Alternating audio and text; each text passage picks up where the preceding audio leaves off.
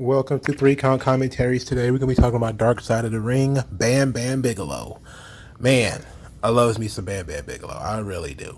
So they did a general run through of his career, not stopping and lingering too long on anything except for his drug abuse, which when Dark Side of the Ring gets started on the whole drug abuse or domestic violence or alcoholism or whatever, they tend to linger there. When because it's more of a cautionary tale, or it's a tale of the downslide. It's not much of a tale of the career. They told the story of Bam Bam Bigelow. He was a big kid who got into wrestling after being a bounty hunter. He was sort of a legend, where they started telling these fantastical stories of him getting arrested in Mexico and all these sorts of things. And it was how he supposedly was involved with stopping sex trafficking in Mexico. It was a lot of really bizarre stories that people supposedly heard about him. Featured all of his children, so his 2 sons, his daughter, his wife, Shane Douglas, Taz. Just a lot of really good luminaries that added a lot to the story. I definitely would have preferred for them to do a little bit more about his in-ring stuff, but I understand why. They have a short amount of time. They have to crunch in so many different commercials. So I'm here to add a little bit to the story. And so I found some articles that I thought might be fun to bring to everybody. One is a Sports Illustrated article on the Monster Factory, which features a little bit about Bam Bam Bigelow. I got another one that kind of gives a little bit of backstory to Bam Bam's time in Memphis. We also going to do a look into his feud with Andre the Giant. Of course, a very notable book on Andre the Giant came out, I think, a year or 2 ago, written by Pat LaPrade and his writing partner. And there is passages in there about Bam Bam Bigelow. So we're going to go through some of that stuff. I think they did a pretty good job of talking about him dying. So there's really no real reason to go into that, right? And I'm going to, of course, pepper some of my thoughts into this whole thing. So in the 1986 September 15th Sports Illustrated, there was an article on the Monster Factory. And it says, Bam Bam Bigelow gave up bounty hunting a year ago after a fugitive in Mexico pumped a slug into his back. Though the bullet barely made a dent in Bam Bam's 6'3", 390-pound frame, he decided to try a less dangerous occupation. He chose pro wrestling, in which at least the seats are tied down to inhibit the citizens from hurling them at you. You could tell this is the 80s, because the people can't throw chairs anymore. People were throwing chairs at heels long before this article was written. So he says he signed up at Pretty Boy Larry Sharp's Monster Factory in Mount Holly, New Jersey. Pretty Boy manufactures behemoths there for the pro wrestling circuits. He promises to instill the philosophy, ethics, and the deportment of pro wrestling in a needy prospect with $2,500. Although exactly how much of that goes towards ethics is anybody's guess. Pretty Boy saw Bam Bam's potential right off. He says, I knew from the start he'd make it big. Says 13-year pro wrestling veteran. Bam Bam could hardly make it small. It says Pretty Boy and ex-champ Buddy Rogers opened their school a year ago to provide factory assembled heroes and villains for the mat craze. You could tell that this is written by a sports writer, because they use words like mat craze. What an amazing phraseology. It says, at this year's spring session, the student body consists of 11 males and 1 female lumbered around the factory in hooded masks and choke collars. One even came in a t-shirt that read, I'd rather be raping and pillaging. But as Rogers put it, no costume can give you charisma. It's amazing that somebody had a shirt that says, I'd rather be raping and pillaging. Imagine if he wore that shirt today. That's crazy. I'm skipping through this thing. It says, attitude has not been a problem for Bam Bam, who has been showcased in more than a dozen matches since he became a monster. Bam Bam is pretty much money in the bank, says Pretty Boy. I just can't write a check on him yet. Bam Bam's got just about everything, says Rogers. The only thing he hasn't grasped so far is how to sell himself verbally. Some people are surprised that a soldier of fortune type the size of a nuclear reactor can talk at all. But the 24-year-old Bam Bam is quite articulate in his own way. He remembers the time he wrestled his St. Bernard Big Red for a pork chop and lost. It was my pork chop, Bam Bam grouses, but I got him back. I ate his dog food. So he continues, this article continues, Pretty Boy is developing Bam Bam's persona and moves. He's a natural, says Pretty Boy. He can do cartwheels, monkey flips, and a drop kick, a 6'6" right in the chin. Under Pretty Boy's guidance, Bam Bam has perfected the nuclear splash. It is a variation on Jimmy Snuka's notorious Superfly move. The difference, says Professor Pretty Boy, is that whereas Snuka weighs 240 pounds, Bam Bam weighs 390. To create the splash, Bam Bam slams his opponent to the mat to stun him, climbs up to the ring post, and then hurls his body at the prostrate victim. This usually has the proper chastening effect. Bam Bam is a fairly fearsome sight to see diving at you. He is not only large, he is impressively decorated. His shaved head looks like the front end of a nitro-powered dragster. His pate is tattooed with a multicolored ball of fire that cost $4,500 and it's only half done. Up and down his arms is a catalog of mythic and symbolic beasts, a hawk, a griffin, a black panther, a cobra. The most sentimental tattoos has the words Mom and Dad carved into a fiery heart, an anniversary gift to his parents.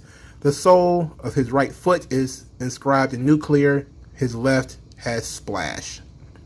So they talk a little bit about him, how he looks, how he presents himself in the ring. And you can see that people are really talking glowingly about Bam Bam Bigelow. And this becomes a bit of an issue later on when he gets to the WWF, because in some ways his ego gets a little out of control. But this is from KentuckyFriedWrestling.com. It is a little bit of a discussion. It was a write-up by a gentleman named, well, it didn't have a name. It just says administrator. But Scott Bowden. Okay, so it's Scott Bowden, or Bowden, however you pronounce the B-O-W-E-N name. But this guy writes extensively about Bam Bam's time in Memphis. We're not going to read it all. I just want to give you a general idea of how Bam Bam was perceived at the time. So this is actually a quote from Dave Meltzer of the Wrestling Observer newsletter. Quote, Scott Bigelow was something of a phenomenon when he came into pro wrestling in 1986. He beat out Owen Hart for Rookie of the Year, and from his first program in Memphis with Jerry Lawler was a superstar. He had many ups and downs over the past 20 years. He did well in some places and not so well in others. Some viewed how he looked as a positive, and others didn't. He was one of the guys who fell out of an organized sports young, but with his size and agility, he probably should have been a football star.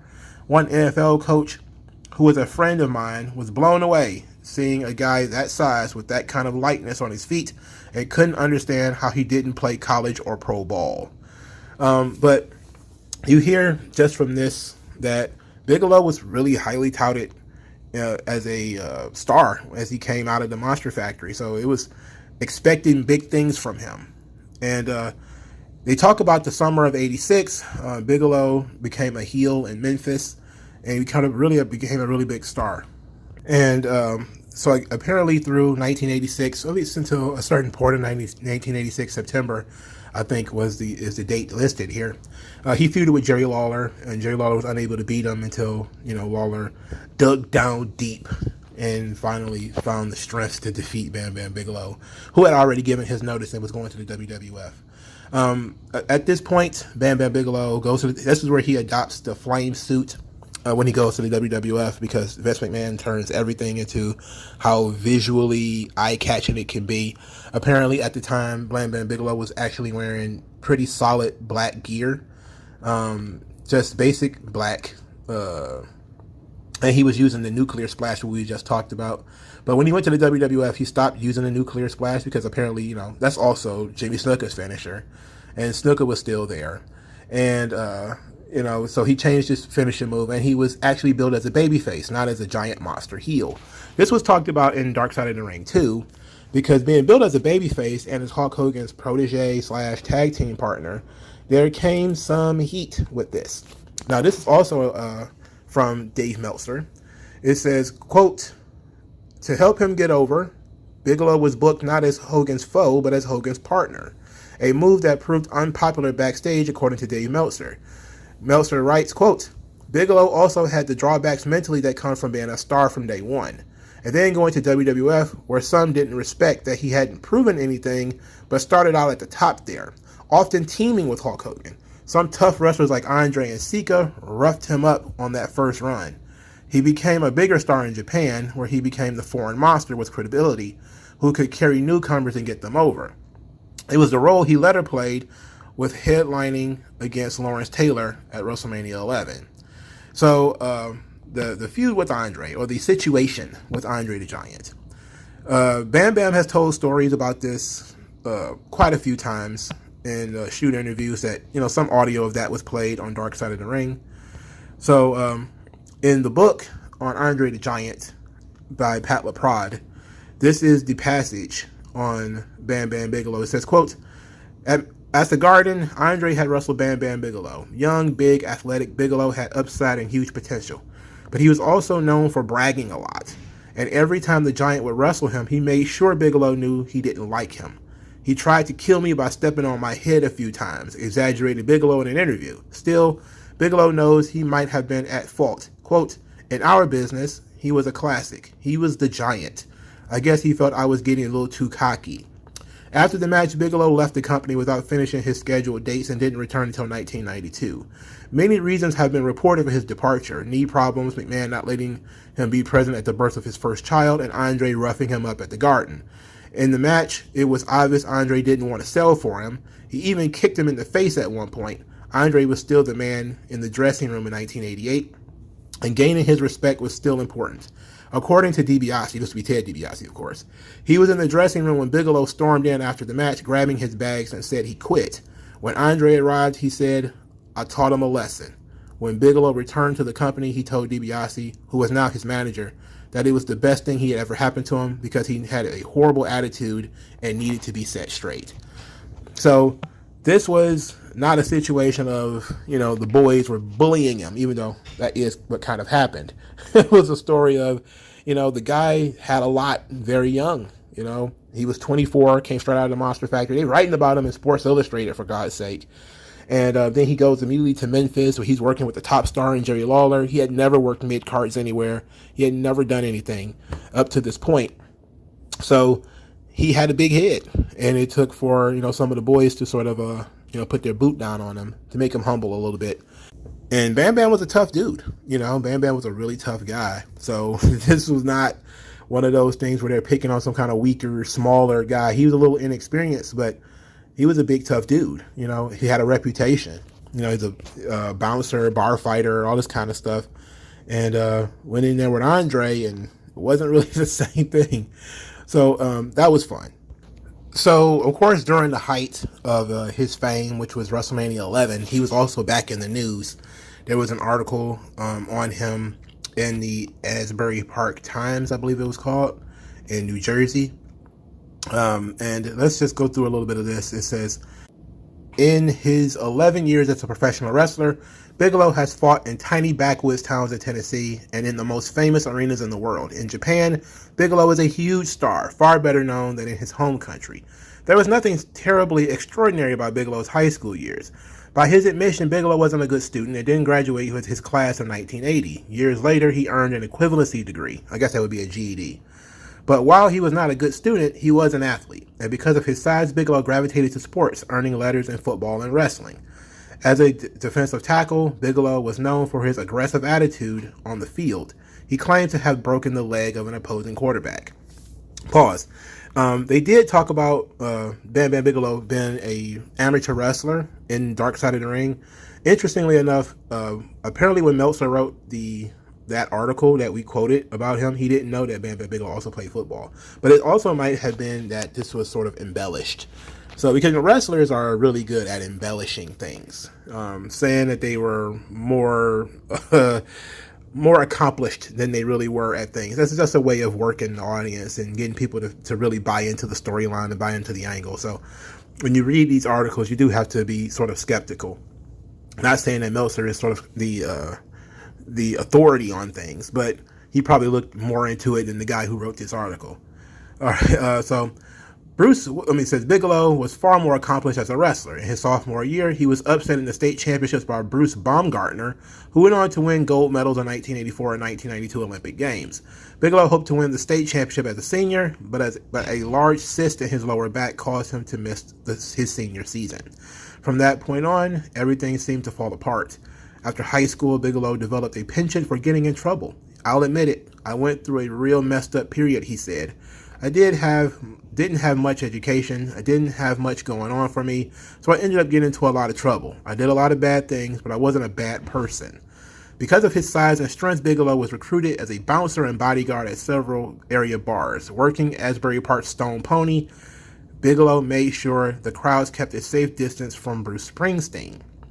Most of his other assignments weren't so glamorous. Working at some of the toughest bars at the Jersey Shore, Bigelow's main job was throwing out unruly patrons. In his tenure at bars such as the Quack Quack and Good Time Charlie's, Bigelow started hanging out with motorcycle crowd. All right, pause. So the Quack Quack is where he actually met DDP, Diamond Dallas Page. They actually knew each other from their time in New Jersey because, Page was from that same area. Page is also in the Dark Side of the Ring. Very cool. Always very cool to see DDP hanging around, which is always very cool, to see this guy talking about his friends and stuff.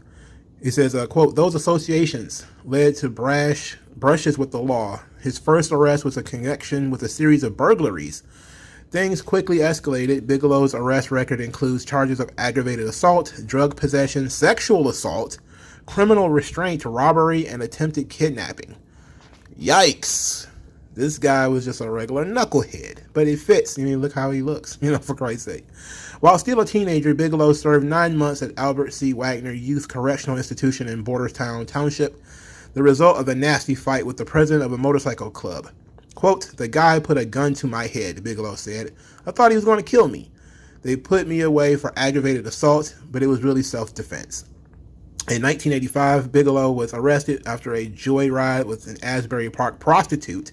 She claimed Bigelow sexually assaulted her twice and threatened to kill her. In Bigelow's version, the whole fight was a battle about payment terms. In 1987, while still on probation, Bigelow was arrested when a police officer spied a bag of marijuana on the front seat of Bigelow's car. The charges were dropped when the court ruled the officer had obtained the evidence through an illegal search. Had the search been legal, Bigelow could have faced a 5-year jail sentence. Bigelow did end up going to prison again, but this time it was in Mexico.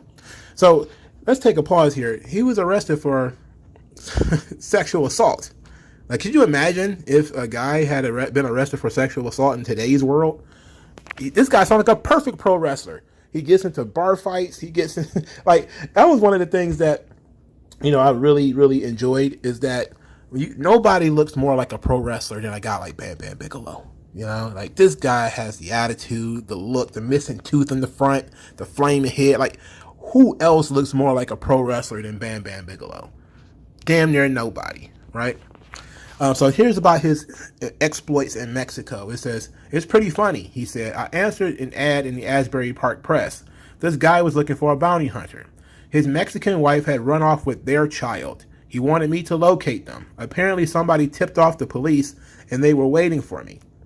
Bigelow served 6 months in a Mexico City prison, a place he said was far worse than anything imaginable. He says, it was not a good time. I never had any trouble there because I wasn't looking for trouble. People kept away from me because, I guess he's saying his size. When Bigelow got out of prison, he decided the time had come to change his life. He decided to go into professional wrestling because, quote, there wasn't much else I was qualified for. He says he trained first at the Wild Samoan training camp in Allentown, Pennsylvania, and then at the Monster Factory in Clementon, Camden County. Bigelow credits his wife for turning his life around when they married in 1987 and had 2 sons, one 6 years old, one 15 months. My wife keeps me alive, Bigelow said. You realize that you have people besides yourself to worry about. My 2 sons and my wife, they are the 3 most important things in my life. There comes a time in your life when you have to grow up, when you have responsibilities. That time is here for me now. Though Bigelow has calmed down, there are still times when his temper gets the better of him. Last year, while with his wife at a bar, a patron spilled a beer on Dana. Bigelow demanded an apology, but when the patron refused, within seconds, Bigelow pounced at him. Luckily for the young man, 4 of Bigelow's friends grabbed him before he was able to do any serious damage. It was pretty scary, said one person who witnessed the incident. If those guys hadn't pulled Bam Bam off that jerk, he might have killed him. So, of course, Bam Bam Bigelow ends up passing away in the year 2007. He was 45. It was an accidental overdose. He had been involved with like a car accident. I mean, not a car accident, a motorcycle accident that nearly killed his girlfriend 2 years before this. There was no mention of drugs being involved with the motorcycle accident at the time, but it's heavily believed that it was. From the article Mike Mooneyham wrote on his website about Bam Bam Bigelow, says, quote, Bigelow who admitted in 2005 interview that he had an OxyContin addiction for most of his career, attributed his personal and physical problems to a lifetime of pro wrestling. Bigelow said, quote, with me, there's no glory in wrestling. I thought out of sight, out of mind would be the best thing for me. I don't know if it's hiding or disappointment or what, but being Bam Bam Bigelow is a pain in the butt. You did this the first half of your life, and now this is the second half, and now you're battered and bruised. So what can you do? What can you do? So they talked about Paul Heyman. Now, Paul Heyman was very important to the Bam Bam Bigelow story, because it was Paul Heyman who actually put Bam Bam Bigelow in a lot of articles and actually got him on the radar of a lot of people coming out of the Monster Factory. Not just the Sports Illustrated article, but also the dirt sheets. And Heyman was a photographer and ran some of the dirt sheets, ran a dirt sheet at the time. So when Heyman, of course, took care of Bam Bam when he was in ECW, as much as he could anyway. And they actually told the story of how they managed to gimmick the ring. Taz told that story and it looked like somebody was wrenching his arm in order to get him to tell the story of how they gimmicked the ring so that, Taz wouldn't die from this whole ordeal. But it was pretty cool. That alone was worth the price of admission, because I didn't know they was going to go that deeply into explaining how they built a trap door. And plus, when it comes to ECW, I wouldn't have trusted them to build a trap door, but apparently they did. Anyway, Paul Heyman said this about Bam Bam Bigelow when he died, which is very important considering he was one of the guys who helped launch Bam Bam Bigelow. Scott Bigelow got a lot more out of life than he ever imagined possible. Bam Bam had a level of raw, unrefined talent that no one had ever seen before. He broke the mold. He clearly broke the mold. Where else could a guy that size do picture-perfect drop kicks and do moves off the top rope? Bam Bam settled down in his career to do just the splash from the top, but there was nothing he couldn't do if he wanted to. He was like a prodigy in that if he watched someone do something in the ring, he could emulate it in the ring instantly. So this was a very good episode of Dark Side of the Ring. I really wish they had talked a little bit more about his career. I know that that's not what they do, but that's always going to be, a sticking point when you talk about wrestling documentaries, because the in-the-ring stuff is very important. The outside-of-the-ring stuff is also very important because that's really the focus of the episode. But there is an element of, why didn't they talk a little bit more about this? And, of course, it would have been very nice if Paul Heyman would have been involved with this. But, of course, Dark Side of the Ring does too many episodes on WWE for Paul Heyman to ever get involved with this. But I would have loved to see and hear more about Paul Heyman talking about Bam Bam, his time in ECW, and stuff like that. There was, bits and pieces missing. Taz was there to talk about it. Shane Douglas was there to talk about it. DDP was there to talk about his time in WCW.